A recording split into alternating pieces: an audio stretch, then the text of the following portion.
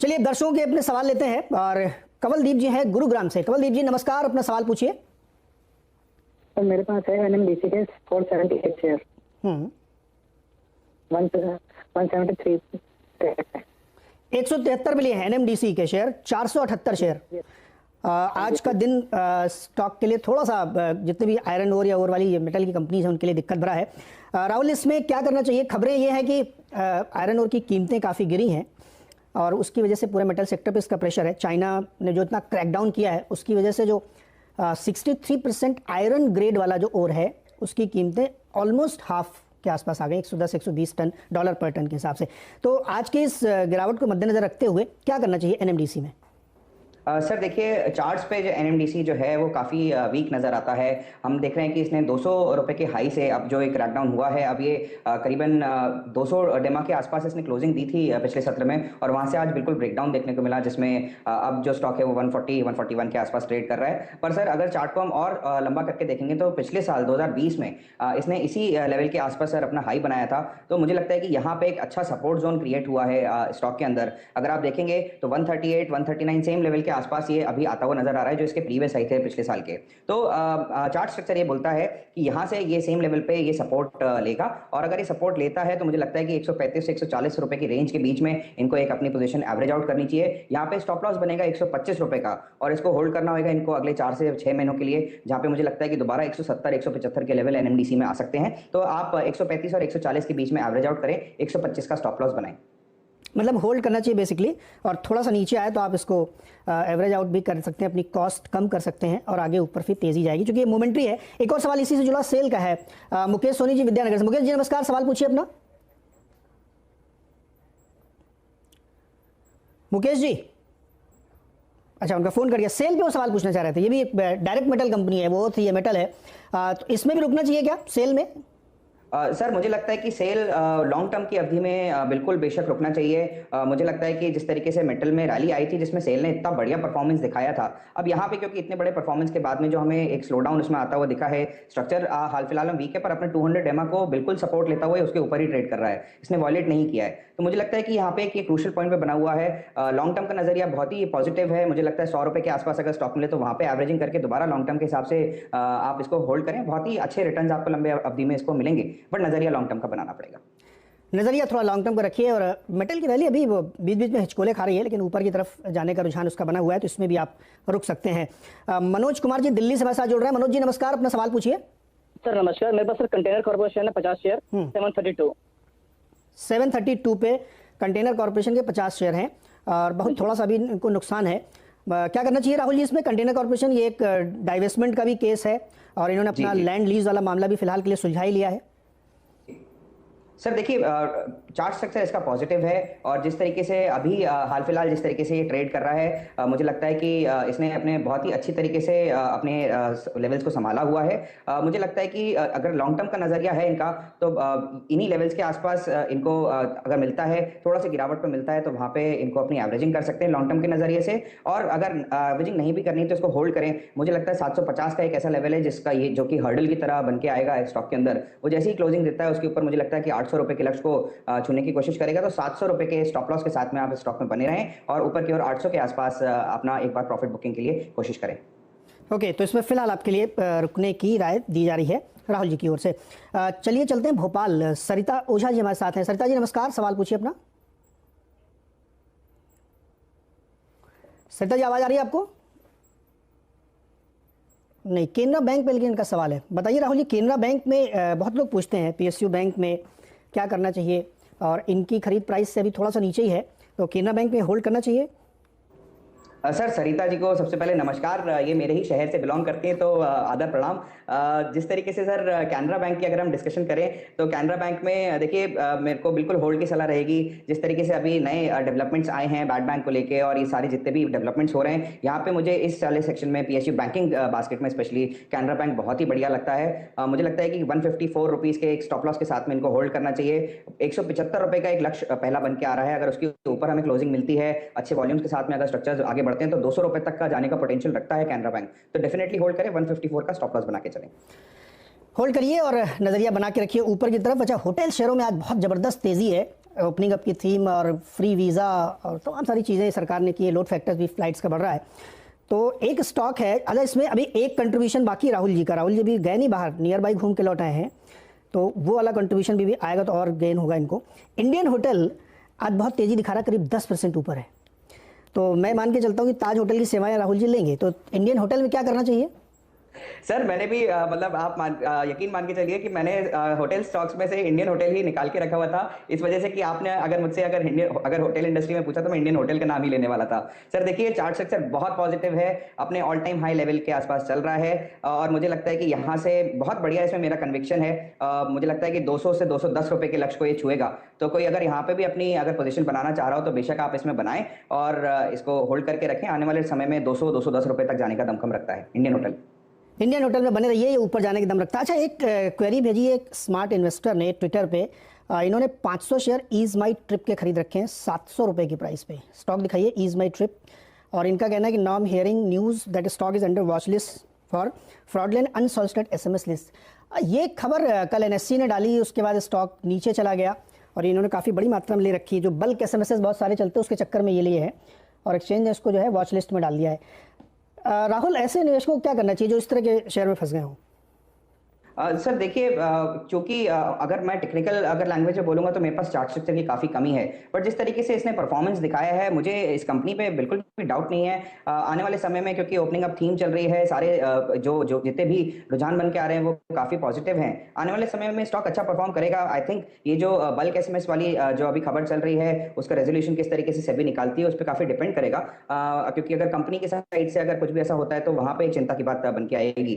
तो ऐसे स्टॉक में जहाँ पे आपको अगर अच्छा मुनाफा हो रहा है तो आप अभी हाल फिलहाल के लिए उसमें प्रॉफिट बुकिंग कर सकते हैं, क्योंकि ये अगर कंट्रोवर्सी अगर आगे बढ़ती है, अगर प्रॉब्लम्स आगे बढ़ते हैं तो उसमें थोड़े से आपको मंदी स्टॉक में आते हुए दिख सकती है। तो अगर आपको अभी अच्छा प्रॉफिट हो रहा है तो आप इसमें अपनी पोजीशन को स्क्वायर ऑफ करें और फिर कुछ समय बाद जब ये सारे रेजोल्यूशन कंप्लीट हो जाएं तो आप इसमें दोबारा बाइंग कर सकते हैं। मैडम आज का दिन था ये सब इस तरीके के स्टॉक चलने वाले, और ये स्टॉक 3% नीचे दिख रहा है क्योंकि BSE ने भी लिख दिया है कि uncertain message stock under the for information list. चलिए खैर, इसमें से अगर आप अभी हैं तो आप इसमें से बचने की कोशिश करिए, जब मामला रेजोल्यूशन में आ जाएगा उसके बाद इसको देखेंगे इसमें क्या करना है। आगे बढ़ते हैं, डी मार्ट पर एक सवाल पूछना चाहते हैं भरत जी जलंधर से। जलंधर जी नमस्कार। भरत जी नमस्कार, सवाल पूछिए अपना। नमस्कार सर जी सर मेरे पास डीमार्ट है, 1250 की बाइंग है, 50 शेयर्स है। मेरा लॉन्ग टर्म हॉरिजन है मिनिमम 5 ईयर। तो मुझे ये इसके आगे के टारगेट्स जानने हैं, कितना हो सकता है, क्या ये 6000 तक टच कर सकता है नेक्स्ट 5 ईयर में? नेक्स्ट 5 ईयर्स में है। चलिए डी मार्ट पे एक सवाल है, बताइए क्या करना चाहिए राहुल जी इसमें? 1251 की इनकी खरीद है और स्टॉक 4200 रुपये में है। बहुत ही धांसू परफॉर्मेंस किया, अच्छे लेवल पे इन्होंने लिया और ये रुकना भी चाहते हैं, और अच्छे परफॉर्मेंस क्या मिलेंगे। इस स्टॉक की एक बड़ी मज़ेदार बात यह है कि तमाम ई-कॉमर्स के बीच में भी इसने आउट परफॉर्म करके दिखाया। राहुल जी। राइट जी सर बिल्कुल, और मैं भरत जी को बोलना चाहूंगा कि भरत जी ये उस क्वालिटी का स्टॉक है जो कि हम जनरेशन वाइज खरीदना चाहते हैं और होल्ड करना चाहते हैं। मतलब मैं अगर आज के डेट में अपने आगे आने वाली पीढ़ी के लिए अगर कोई स्टॉक खरीदना चाहूंगा तो उसमें से सिलेक्शन मेरा डीमार्ट रहेगा। आपने बहुत अच्छे लेवल्स पे परचेज करके रखा है और आपका लॉन्ग टर्म का नजरिया है। 6000 का लेवल भी नहीं, मुझे लगता है कि सर आने वाले समय में ये 7000 7500 के लेवल तक जाने का दमखम रखता है, तो आप बेशक इसको होल्ड करें। अभी तक के पूरे चार्ट स्ट्रक्चर में higher bottom high top higher bottom का फॉर्मेशन है और अपने ऑल टाइम हाई लेवल पे चल रहा है। अगर आपका नजरिया अगर शॉर्ट टर्म का होता तो मैं शायद आपको पार्शियल प्रॉफिट बुकिंग की सलाह देता, बट आपका जो कि नजरिया 5 साल का है तो सर बेशक होल्ड करें, बिल्कुल चिंता न करें, कन्विक्शन के साथ कॉन्फिडेंस के साथ में आप इसको होल्ड करें। ओके, इसको होल्ड करना चाहिए। एक सवाल नीतू कंचन जी ने भेजा है ट्विटर पे और इनका सवाल है HDFC पे। इन्होंने 2830 रुपए के प्राइस पे 50 शेयर ले रखे हैं। जानना चाहती है कि क्या करना चाहिए 2830 पे HDFC। दिखाइए HDFC, बताइए क्या करना चाहिए राहुल जी इसमें?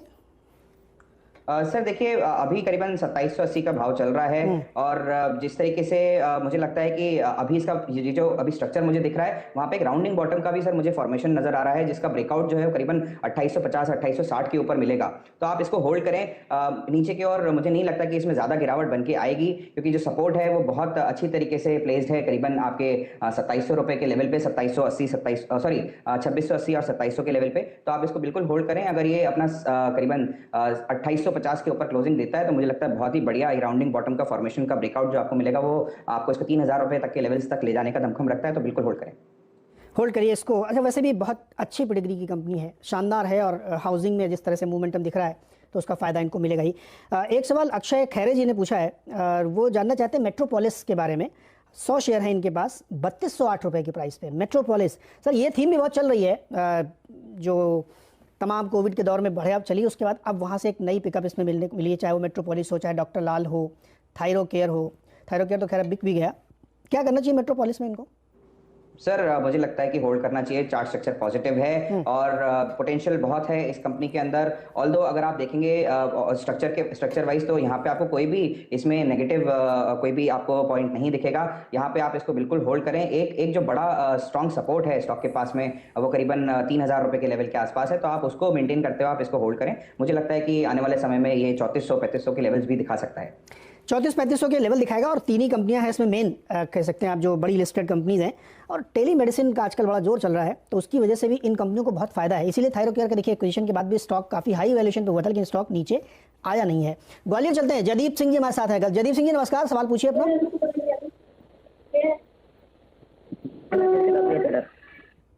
जयदीप, आपको मेरी आवाज़ आ रही है?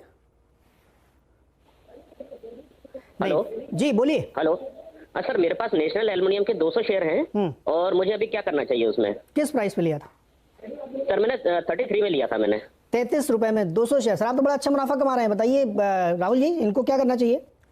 जी सर, बहुत ही बढ़िया मुनाफा कमा रहे हैं। और इन्होंने जिस तरीके से होल्ड किया है स्टॉक को, इतनी मतलब ऑल्दो स्ट्रक्चर हमेशा इसने बहुत ही जिस लेवल पे खरीदा है, वहां से हायर टॉप हायर बॉटम का ही फॉर्मेशन नजर आता है। पर चूंकि अभी ये सेल अभी नैल्को अपने बैन में चल रहा है फिनोके, तो वहाँ उस वजह से थोड़ी सी गिरावट है स्टॉक के अंदर। पर आज देखेंगे, आज भी इसने हल्का अपना जो पिछले सत्र में जो हमने सेलिंग देखी थी, वहां से अभी एक सपोर्ट लेता हुआ हमें नजर आ रहा है। मुझे लगता है कि इन लेवल से दोबारा इसमें ऊपर का उछाल आएगा। और मेटल क्षेत्र में सर, जैसा कि हमने बात करी अभी सेल की, उस हिसाब से मुझे लगता है नेशनल नैल्को के अंदर भी उसी तरीके का रुझान बन के आएगा। बिल्कुल बेशक होल्ड करें, लंबी अवधि का नजरिया है। मुझे लगता है कि आने वाले समय में अभी 110 रुपए का एक स्ट्रॉन्ग हर्डल है, उसको पार करते के साथ में मुझे लगता है 120-125 रुपए तक भी जाने का दमखम रखता है, तो बिल्कुल बेशक होल्ड करें।